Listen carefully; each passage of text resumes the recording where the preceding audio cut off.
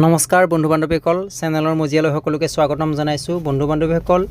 আজিৰ ভিডিঅ'টোত মই আপোনালোকলৈ লৈ আহিছোঁ পৰিৱেশ বিজ্ঞানৰ কেইটামান প্ৰশ্নৰ বিষয়ে আহকচোন আমি প্ৰশ্নকেইটা চাওঁ প্ৰথম প্ৰশ্নটো হৈছে বিশ্ব জনসংখ্যা দিৱস পালন কৰা হয় 10 জুলাই 11 জুলাই 12 জুলাই 13 জুলাই আৰু বিশ্ব জনসংখ্যা দিৱস পালন কৰা হয় 11 জুলাই তাৰিখে আৰু পোনপ্ৰথমবাৰৰ বাবে 1989 চনত বিশ্ব জনসংখ্যা দিৱস পালন কৰা হৈছিল আৰু 2021 চনৰ জনসংখ্যা দিৱসৰ থিম হৈছে ৰাইট এণ্ড চইচ 2 নম্বৰ প্ৰশ্ন ৰ'দ মুকুতা এবিধ পৰজীৱী উদ্ভিদ পৰাশ্ৰয়ী উদ্ভিদ মাংসভোজী উদ্ভিদ ফুল আৰু ৰ'দ মুকুতা হৈছে এবিধ মাংসভোজী উদ্ভিদ ঠিক একেদৰে কলচী এবিধ মাংসভোজী উদ্ভিদ ৰ'দ মুকুতা এবিধ মাংসভোজী উদ্ভিদ 3 নম্বৰ প্ৰশ্ন বিশ্ব জল দিৱস পালন কৰা হয় 22 মাৰ্চ 27 মাৰ্চ 28 জুন 22 মে বিশ্ব জল দিৱস ৱৰ্ল্ড ৱাটাৰ ডে বুলি কোৱা হয় 22 মাৰ্চ তাৰিখে ইয়াক পালন কৰা হয় অৰ্থাৎ শুদ্ধ উত্তৰটো হৈছে 22 মাৰ্চ আৰু 1993 চনৰ পৰাই বিশ্ব জল দিৱস পালন কৰি অহা হৈছে আৰু 2021 চনৰ বিশ্ব জল দিৱসৰ থিম হৈছে ভেলুইং ৱাটাৰ পানীক মূল্য প্ৰদান কৰা বজ্ৰপাতত শব্দ সৃষ্টি হয় 110 ডেচিবেল 50 ডেচিবেল 80 ডেচিবেল 60 ডেচিবেল আৰু ইয়াৰ শুদ্ধ উত্তৰটো হৈছে 110 ডেচিবেল বজ্ৰপাত পৰিলে যেটো প্ৰকাণ্ড শব্দ আমি শুনিবলৈ পাওঁ সেই শব্দত 110 ডেচিবেল শব্দ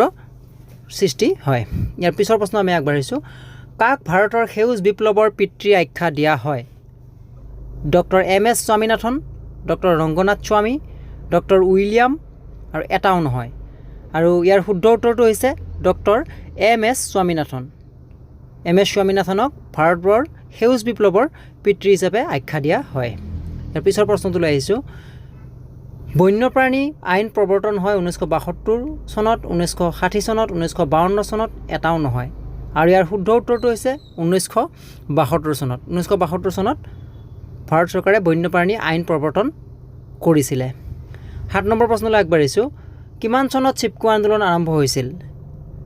1972 চনত 1973 চনত 1974 চনত 1975 চনত আৰু শুদ্ধ উত্তৰটো হৈছে 1973 চনত পিছৰ প্ৰশ্নটোলৈ আহিছোঁ নৰ্মদা বাচাও আন্দোলনৰ গুৰি ধৰোঁতা কোন আছিল মেধা পাটেকাৰ মেনকা গান্ধী সুন্দৰলাল বহুগুণা আৰু এটাও নহয় আৰু ইয়াৰ শুদ্ধ উত্তৰটো হৈছে মেধা পাটেকাৰ বন্ধু বান্ধৱীসকল ভিডিঅ'টো যদি আপোনালোকক অলপো সহায় কৰা বুলি ভাবে তেনেহ'লে আপোনালোকে ভিডিঅ'টো লাইক কৰিব আৰু যদি পোনপ্ৰথমবাৰৰ বাবে চেনেললৈ আহিছে তেনেহ'লে চেনেলটো ছাবস্ক্ৰাইব কৰি কাষত থকা বেল আইকনটো দবাই দিব আহক আমি পিছৰ প্ৰশ্নটোলৈ আগবাঢ়িছোঁ 9 নম্বৰ প্ৰশ্ন হৈছে পৰিস্থিতিতন্ত্ৰ শব্দটো প্ৰথমবাৰৰ বাবে ব্যৱহাৰ কৰিছিল Arthur G Tansley Edward Jenner Morris Hillman এটাও নহয় আৰু ইয়াৰ শুদ্ধ উত্তৰটো হৈছে আৰ্থাৰ জি টেনছলে তেখেতে পোনপ্ৰথমবাৰৰ বাবে যিটো পৰিস্থিতিতন্ত্ৰ এই শব্দটো তেখেতে ব্যৱহাৰ কৰিছিলে ইয়াৰ পিছৰ প্ৰশ্নটোলৈ আহিছোঁ 10 নম্বৰ প্ৰশ্ন ভাৰত চৰকাৰে শব্দ প্ৰদূষণ অধিনিয়ম কিমান চনত গ্ৰহণ কৰে 1998 চনত 1999 চনত 2000 চনত আৰু 2001 চনত আৰু ইয়াৰ শুদ্ধ উত্তৰটো হৈছে 2000 চনত ভাৰত চৰকাৰে শব্দ প্ৰদূষণ অধিনিয়ম গ্ৰহণ কৰে 11 নম্বৰ প্ৰশ্ন যিবোৰ উদ্ভিদে বছৰত এবাৰ পাত সলায় তাক বোলা হয় বৃক্ষ পৰ্ণপাতী উদ্ভিদ চিৰসেউজীয়া উদ্ভিদ সৰল উদ্ভিদ আৰু আমাৰ অসমত প্ৰায় দেখিবলৈ পোৱা যায় প্ৰত্যেকবোৰ